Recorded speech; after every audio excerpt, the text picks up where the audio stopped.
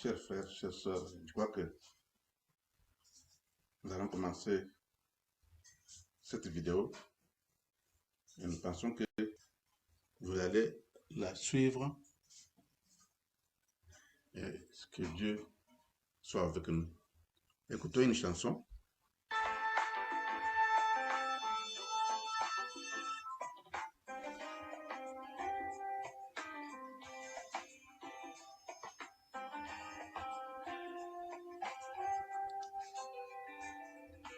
Jésus par ton sang précieux enlève mon iniquité. Regarde mon Dieu, oh les cieux, dis-moi que tu m'as pardonné. J'ai longtemps aimé, cœur rebelle, mais j'entends ta voix qui m'appelle. Au pied de ta croix, maintenant, toute refuse brisée, je me rends.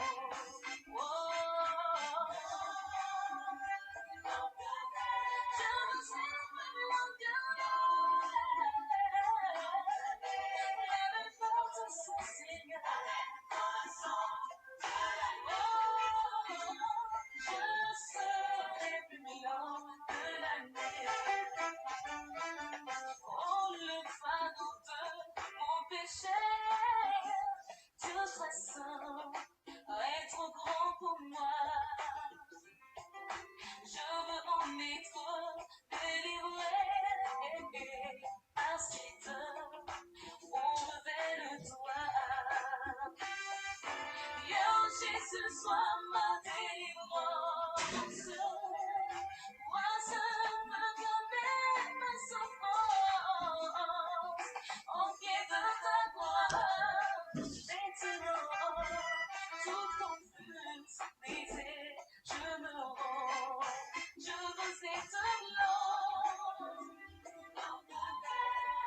Je veux être blanc. Par ton sang, Seigneur.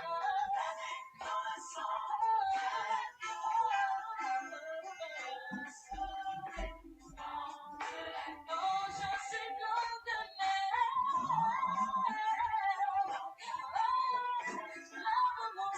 Merci d'être puissant, Père Maître. Père, nous te remercions pour ce moment que tu nous as accordé. Un moment merveilleux où nous venons devant ta face, Père. Nous avons besoin de toi, Père puissant. Que tu puisses toi-même nous conduire, nous diriger, nous protéger et marcher avec nous, Père. Dans ce moment, mon Dieu, mon Créateur, nous avons besoin de toi plus que d'autres jours, Père, car ce sont des temps difficiles. Et ta présence nous encourage, ta présence nous donne la force, nous rassure. Merci, mon Dieu, merci, mon Dieu. Et en ce moment, mon Dieu, nous avons besoin de ton pardon, car souvent, nos cœurs sont poussés à beaucoup de choses. Ce qui se passe autour de nous nous pousse à parfois dire ou penser des choses mauvaises. Nous demandons pardon. Que tu puisses nous pardonner, Père. Purifie-nous, mon Dieu. Enlève nos fautes et nos péchés et continue à nous bénir et Père, continue à nous pardonner. Merci pour ton amour infini, car tu es Dieu bon, tu es Dieu merveilleux. Je demande au nom de Jésus, c'est le Seigneur mon Sauveur. Amen. Il est temps maintenant que nous puissions commencer notre vidéo. Je vous salue tous au nom de Jésus-Christ. Je sais qu'à ce moment, nous sommes confinés dans nos maisons. Et nous savons pourquoi. Mais aussi, comme on dit en français, il y a quelque chose de malheureusement. Cela nous permet de découvrir réellement quelle est la vraie église. Ce ne sont pas les 4 bâtiments avec les portes qui sont fermées maintenant. L'église, c'est vous et moi. L'église, c'est votre cœur et mon cœur. Quand nous nous mettons ensemble, nous prions, nous adorons Dieu, nous écoutons la parole de Dieu, c'est ça l'église. Et cela nous apprend à savoir que Dieu n'a pas besoin de bâtiments pour être notre Dieu. Il a besoin de nos cœurs, il a besoin de nous-mêmes. Vous et moi, nous sommes le corps de Christ et continuons à vivre comme le corps de Christ. Que Dieu soit avec nous. Je pense que vous vous comportez bien aujourd'hui. Que Dieu vous a béni toute la nuit, tout ce matin, et nous pouvons être ensemble dans ce moment-ci. Aujourd'hui, comme nous sommes séparés et que nous ne pouvons pas nous mettre ensemble pour chanter, louer Dieu, nous allons au moins écouter la parole de Dieu. Et la parole de Dieu que nous allons écouter aujourd'hui, nous l'avons intitulée Reconnaissons les temps. C'est-à-dire que nous vivons dans un moment qui est particulier, un moment qui est vraiment différent de tout ce que nous avons vécu depuis que nous sommes nés. Et ce moment-là doit nous rappeler à quelque chose. C'est pourquoi je vous parle aujourd'hui de mon titre qui est Reconnaissons les temps. Effectivement, depuis 3 mois maintenant, il se passe des choses terribles au monde. Une maladie qui est venue d'un seul pays et qui a rempli tous les pays du monde. Toute l'humanité entière est concernée et attaquée. Ce n'est pas les choses qui arrivent très souvent. Et si cela arrive, nous devons réfléchir. Et notre manière de réfléchir, nous, c'est d'aller vers le Créateur, de poser des questions, nous confier en lui et voir ce qu'il peut nous dire. Nous allons réfléchir sur ce point. Nous voyons maintenant que la pandémie se propage, il n'y a pas de médicaments, il n'y a pas de vaccins. Les savants, les riches, les autoritaires, tous ceux qui croyaient être quelqu'un sont aujourd'hui réduits au même niveau. Les autorités meurent, les savants meurent, les pauvres meurent, tout le monde est concerné. Et cela doit nous rappeler quelque chose. Et nous devons nous conformer à cela, car personne n'a de solution. L'économie est en train de descendre, personne n'a la solution. Et nous qui sommes chrétiens, nous allons nous tourner vers le Seigneur. Et qu'est-ce qu'on va dire? Cette situation est arrivée. Quelle en est l'origine? J'ai entendu, j'ai vu à la télévision, j'ai lu dans les médias qu'il y a une virus qui a été inventée pour tuer ceci, pour faire ceci. Et cela, je crois que nous ne pouvons pas, nous, en tant que chrétiens, commencer à spéculer de la même manière. Parce que personne ne sait réellement si cela a été inventé ou ça vient comment. Nous comptons sur ce qu'ils disent, mais eux-mêmes n'ont pas l'assurance que ce qu'ils disent est vrai. Nous, en tant qu'enfants de Dieu, nous devons nous retourner à notre Père, lui qui connaît, lui à qui on ne peut rien cacher, et lui peut nous parler, lui peut nous rassurer pour savoir ce qui se passe et comment nous devons nous comporter. Quand nous lisons la Bible, nous voyons qu'il y a eu beaucoup de catastrophes. Et même dans l'histoire de l'humanité, il y a eu beaucoup de moments où une maladie est venue et a tué beaucoup de choses. Une guerre est venue, a tué beaucoup de monde. Et tout cela arrive très souvent. Mais dans la Bible, nous avons vu que chaque fois, quand cela arrivait, il y a une cause. Nous pouvons voir dans la Bible sur le déluge qui a tué presque tout le monde, c'est parce que le monde avait péché. Quand Israël, peuple de Dieu, péchait, chaque fois on l'a envoyé dans d'autres pays comme esclaves, parce qu'ils avaient péché. Souvenons-nous de Sodome et Gomorrhe. Quand ils envoyaient des gens pour tuer les gens de Sodome et Gomorrhe, excusez-moi, c'est parce que Sodome et Gomorrhe étaient pleins de péché. Et il y a autant de choses pareilles qui sont arrivées dans le monde. Et très souvent, d'après la Bible, c'est quand l'homme a péché, quand l'homme a désobéi à Dieu, que cela arrive. Lisons un verset dans Ésaïe. Ce sont un passage plutôt que nous avons lu très souvent. que même maintenant on est en train de commenter, mais il peut nous révéler dans quel état nous nous trouvons. C'est Ésaïe 24, 17 à 20.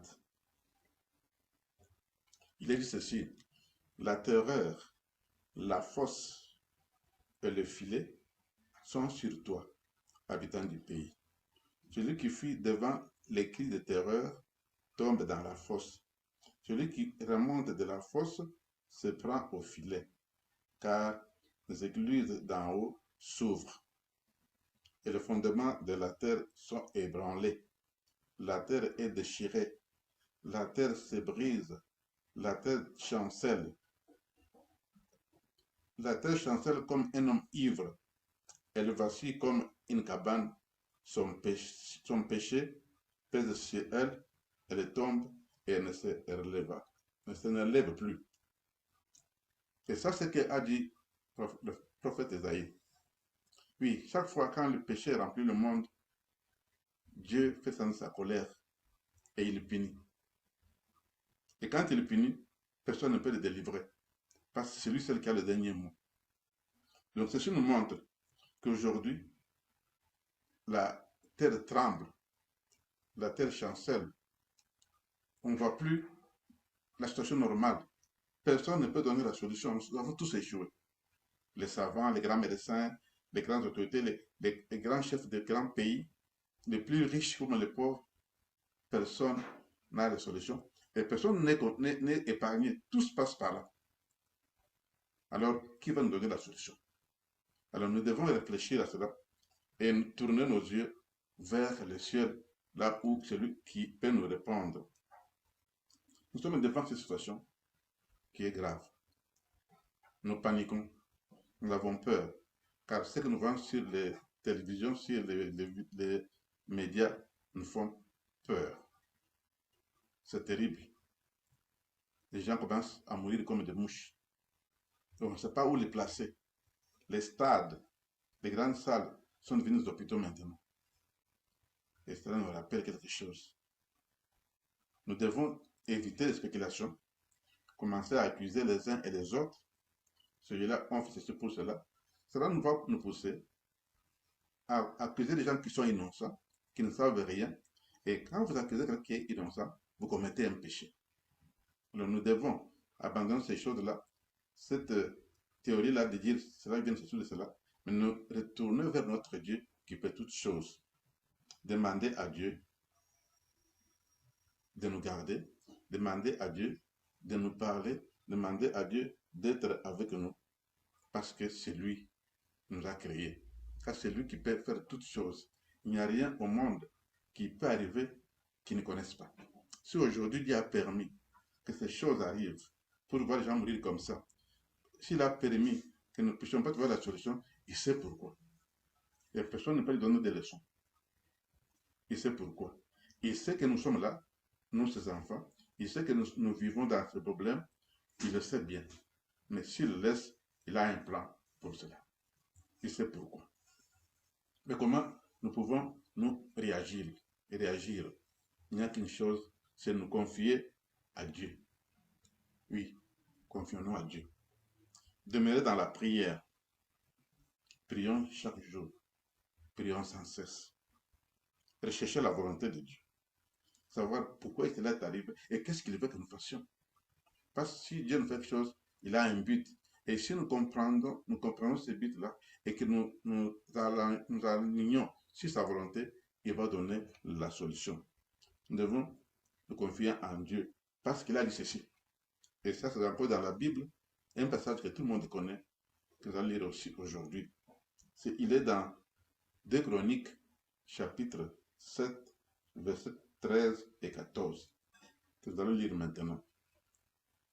Quand je fermerai le ciel et qu'il n'y aurait point de pluie, quand je ordonnerai aux sauterelles de consumer le pays, quand j'enverrai la peste, nous sommes déjà dedans, parmi mon peuple, et ce qui est plus important, si mon peuple sur qui est invoqué mon nom s'humilie, prie et cherche ma face, et si se détourne de ses mauvaises voies, je l'exaucerai des cieux, je lui pardonnerai son péché et je guérirai son pays.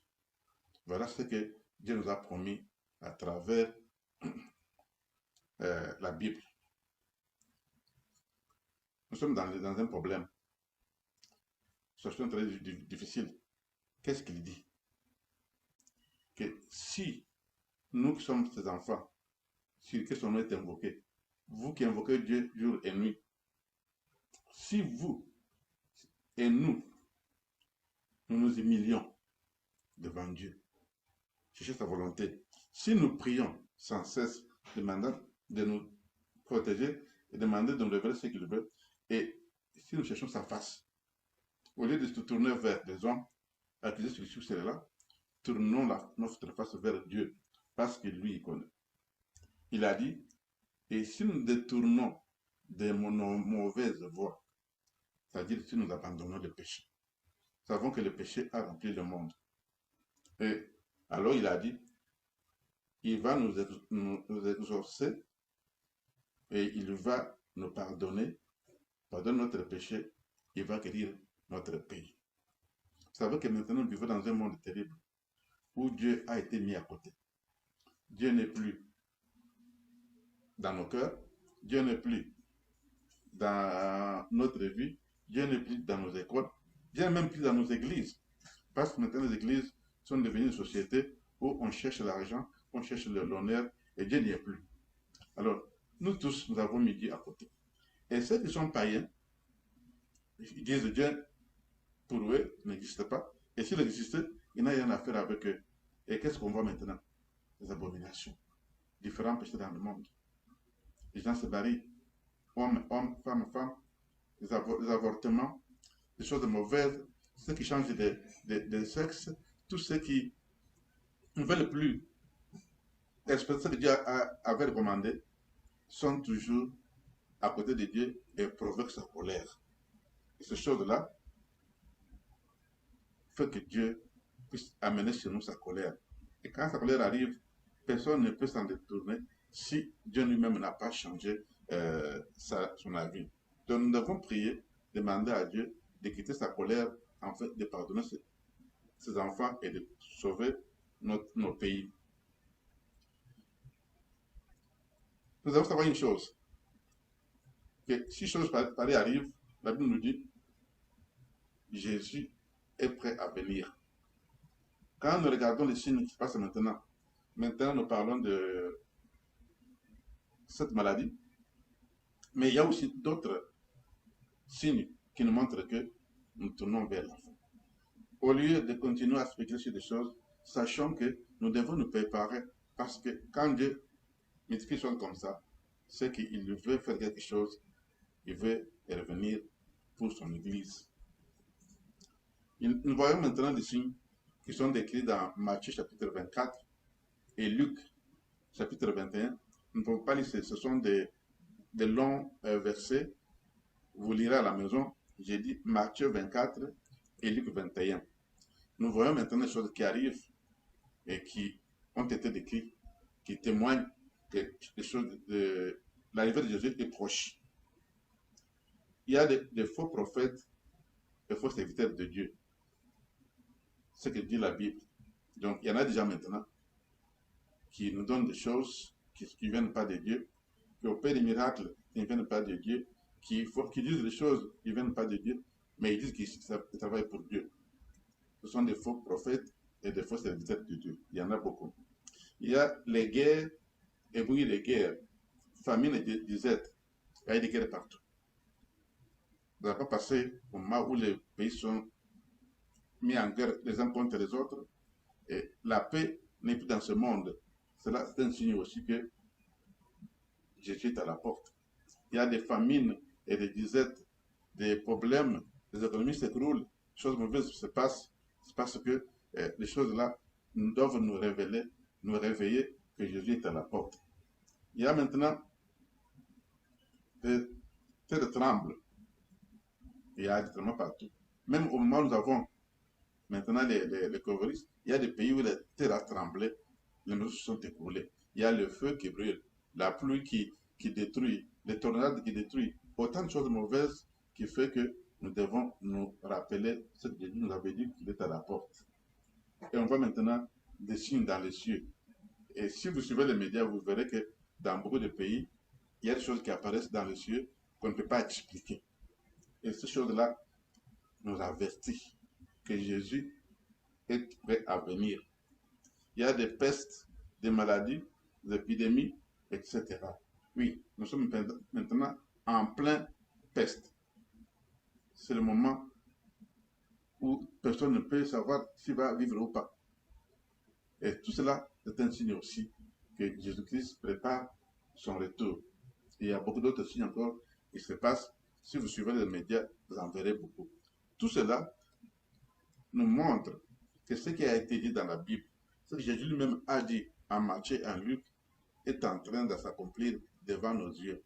Et cela signifie que Jésus revient bientôt, il est à la porte.